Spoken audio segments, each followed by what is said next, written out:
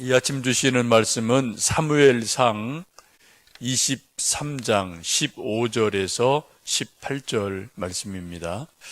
다윗이 사울이 자기의 생명을 빼앗으려고 나온 것을 보았으므로 그가 십광야 수풀에 있었더니 사울의 아들 요나단이 일어나 수풀에 들어가서 다윗에게 이르러 그에게 하나님을 힘있게 의지하게 하였는데 곧 요나단이 그에게 이르기를 두려워하지 말라.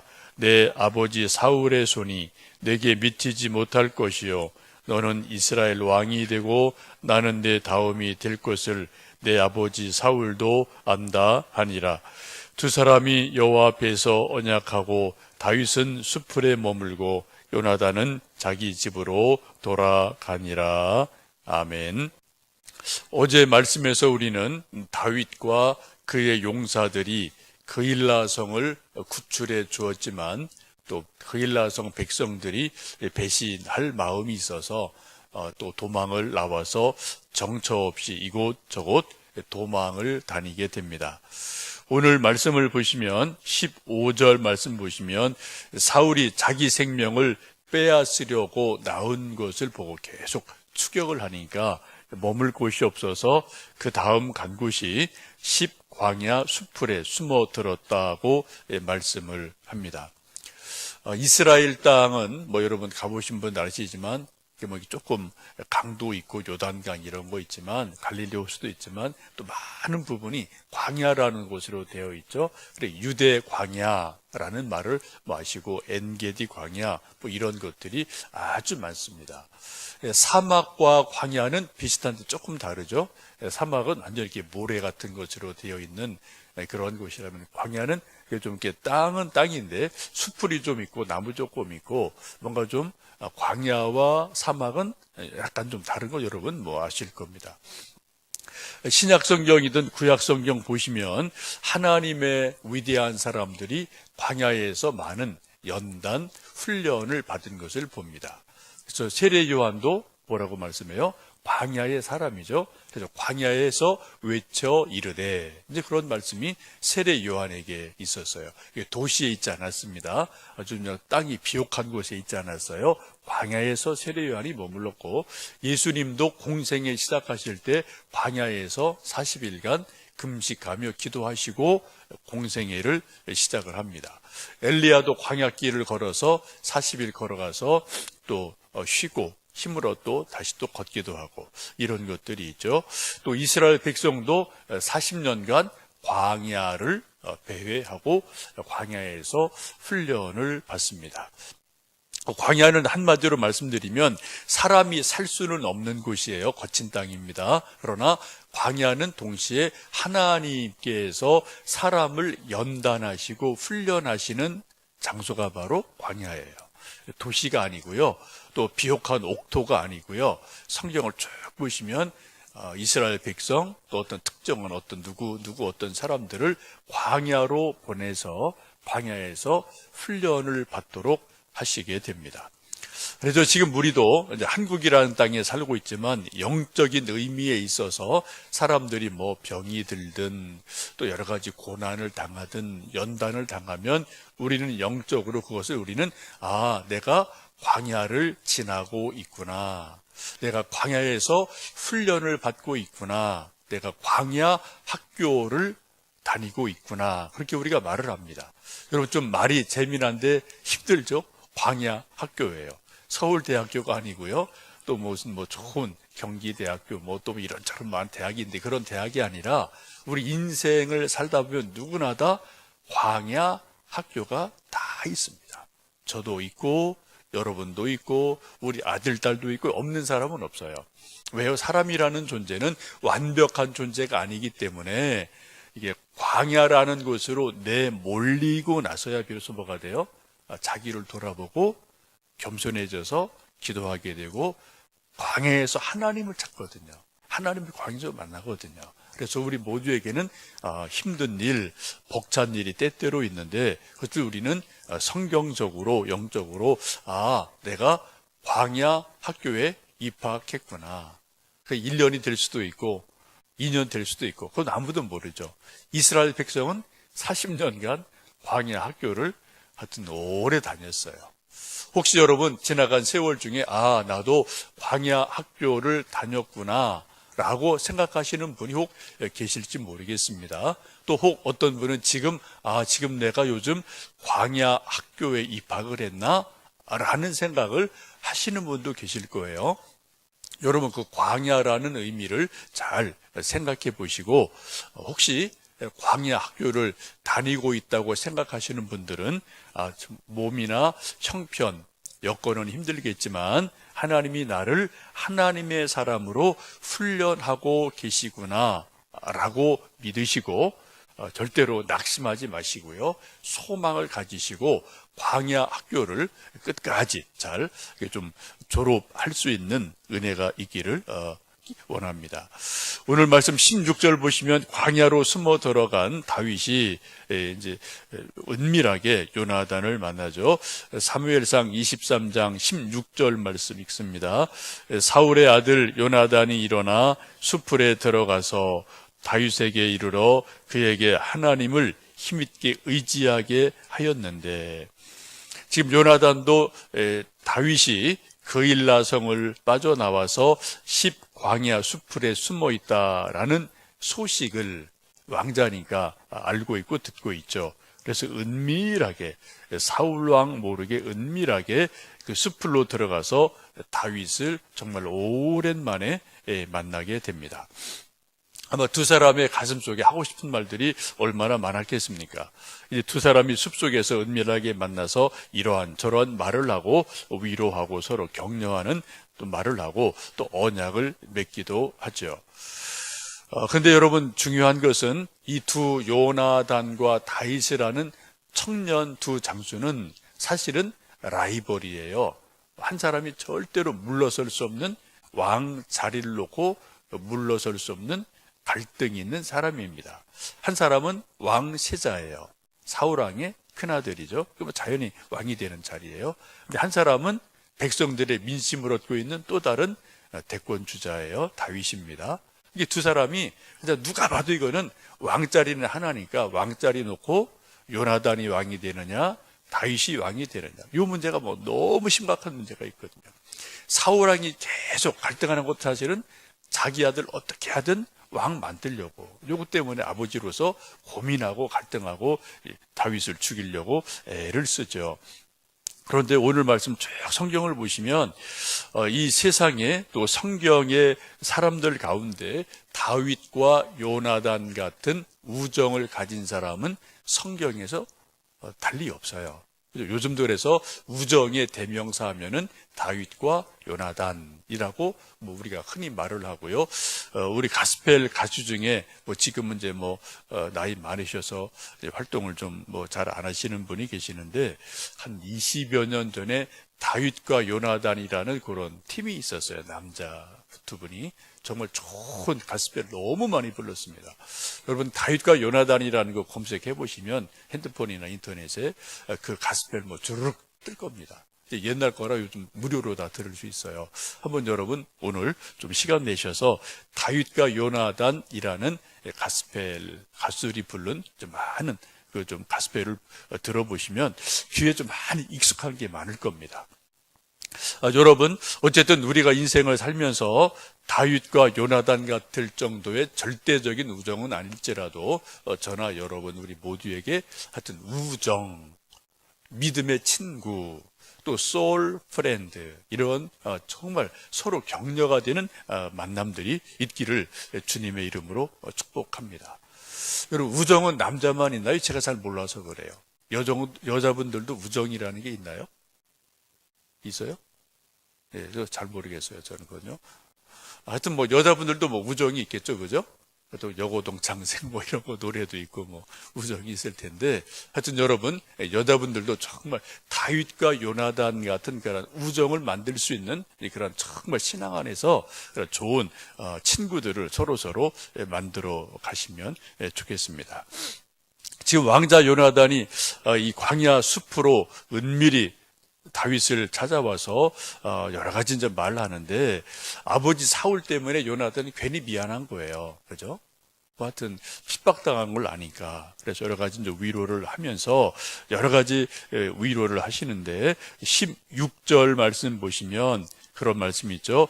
그에게 하나님을 힘 있게 의지하게 하였는데, 지금 요나단은 그래도 왕자라 좀 나은 형편이고 다윗은 계속 도망다니는 형편이라 말할 수 없는 고난 가운데 있죠.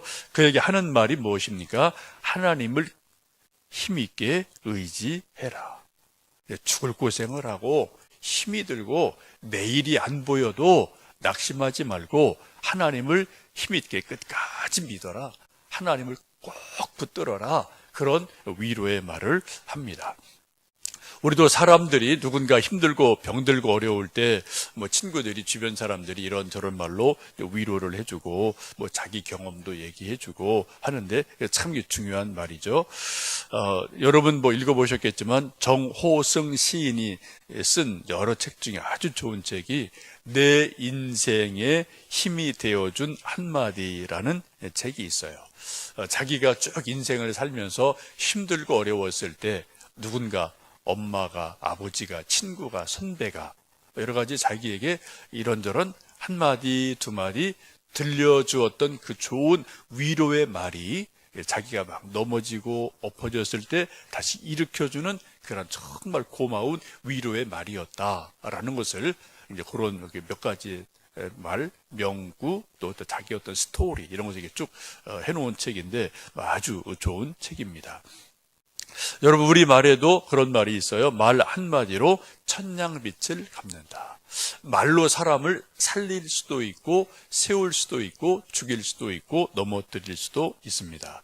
여러분 지금까지 인생을 살아오면서 뭐 저나 여러분 다 나름대로 뭐 인생에 광야가 없지 않았을 텐데 그 인생의 광야를 지낼 때 여러분 나를 위로해준 누군가의 말 한마디 때문에 그때 내가 그 어려운 시절을 그래도 견딜 수 있었지, 소망을 가질 수 있었지, 다시 일어날 수 있었지, 뭐 그런 것 기억나시는 거 있나요? 근데 어떤 누군가 나에게 해준 어떤 고마운 말 한마디 한번 여러분 그것을 이 아침 생각해 보시고 또 그 의미를 그때 또 그 고마운 말을 해준 분을 뭐 지금 혹 아신다면 한번 뭐 전화도 해보시고 또 한번 만나보셔도 좋을 것 같습니다. 혹 여러분 그런 말 들어보신 적 있나요? 누군가 후배나 친구가 여러분에게 세월이 조금 지난 다음에 내가 정말 그때 힘들어 죽을 뻔했는데 광야를 내가 지나고 있었는데 당신이 해준 말 한마디 때문에 내가 그래도 그것을 이겨낼 수 있었어 고마워 라는 말을 여러분 혹시 다른 친구들한테 들어보신 적 있나요? 이런 것이 있는 사람은 정말 행복한 사람임에 틀림이 없겠죠. 지금 요나단이 지금 절망 중에 있는 다윗을 찾아가서 하나님을 힘있게 의지해라 라고 격려하는 모습을 봅니다. 17절 말씀에 조금 더 구체적인 말을 하죠. 17절 읽습니다. 곧 요나단이 그에게 이르기를 두려워하지 말라. 내 아버지 사울의 손이 내게 미치지 못할 것이요. 너는 이스라엘 왕이 되고 나는 내 다음이 될 것을 내 아버지 사울도 안다 하니라. 첫 번째는 하나님을 끝까지 의지해라. 하나님을 놓치지 마라. 이 말을 하고 두 번째 좀 구체적인 말을 해요. 두려워하지 말아라. 왜요? 내 아버지 사울도 사울 왕의 손이 내게 미치지 못할 거다. 지금 사울 왕 아버지가 그렇게 막 미친 듯이 너를 잡으려고 그냥 군사 풀고 계속 쫓아다녀도 결코 사울 왕의 손이 내게 미치지 못한다. 너를 잡지 못할 거다. 네 머리털럭 하나도 사울 왕이 건드리지 못한다. 나는 그거 알고 있다. 왜? 하나님이 지금 보호하고 계시니까 절대로 너는 안전하다. 이렇게 말을 하고 또 하는 말이 뭔가요? 너는 이스라엘의 왕이 되고 나는 내 다음이 될 거다. 그거를 내 아버지 사울도 알고 계신다. 나도 알고 있다. 라고 지금 아주 큰 위로의 말을 하고 있죠. 여러분 이거 대단한 말이죠. 지금 왕 자리를 놓고 당연히 싸워야 될 그런 두 후보인데 지금 가장 유력한 왕자가 현직에 있는 왕자가 지금 쫓겨다니는 도망자 다윗에게 하는 말이 다음 왕 자리는 네 거다. 나는 아니다. 내가 알고 있다. 아버지도 알고 있다. 이렇게 염려하지 말고 하여튼 끝까지 소망 가지고 포기하지 마라. 하나님 의지해라. 라고 여러분, 이게 말한다는 게 정말 대단하죠? 여러분, 요즘도 우리나라 정치 옛날이나 요즘이나 늘 그렇죠. 소위 대권주자, 첫 번째 주자, 두 번째, 세 번째 하면 하여튼 요 몇 사람이 갈등이 엄청 심하잖아요. 요즘도 누구 보면은 누구와 누구를 어떻게 했대 계속 뉴스 나오는데 하여튼 해석들이 그래요. 그죠? 다음 차기 후보군 잘랐다. 차차기 누구 또 자른다. 누구 또 이거 죽인다. 이거 계속 요즘 나오는 뉴스의 매뉴얼 그런 거 아닙니까? 이거 권력은 그런 거예요. 옛날 지금이나. 태종 이방원이 왕자난 일으켜서 이복동책 죽인 것도 다른 거 없어요. 왕자리예요, 왕자리. 그죠? 그것 때문에 아버지가 얘들 더 좋아해? 그렇게 다 도륙을 하는 거죠. 이게 역사고 옛날도 그랬고 지금도 그렇고 앞으로 이건 마찬가지예요. 그런데 지금 대단한 지금 말을 하고 있어요. 다음 왕자리는 다윗 너다. 사울 아버지도 알고 있다. 나도 안다. 절대 염려하지 말고 낙심하지 말고 하여튼 내가 왕 되면 잘 우리나라 다스려 다오 라고 말하고 자기가 뭐라고 나는 그 다음 두 번째다 라고 말하는 대단한 말을 합니다. 여러분, 이런 고백을 할 수 있는 이유가 어떤 힘에서 이런 고백을 요나단이 할 수 있었을까요? 참 대단하죠. 그것은 저는 이 요나단이 믿음이 참 대단한 분 같아요. 하나님에 대한 절대 신뢰가 있다고 봅니다.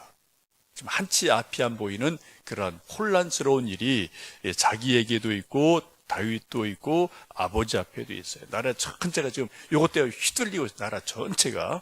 그런데 하나님의 뜻이 결국은 이루어진다라는 하나님에 대한 100% 절대적인 신뢰가 있기 때문에 이러한 말을 담대하게 할 수가 있는 줄 압니다.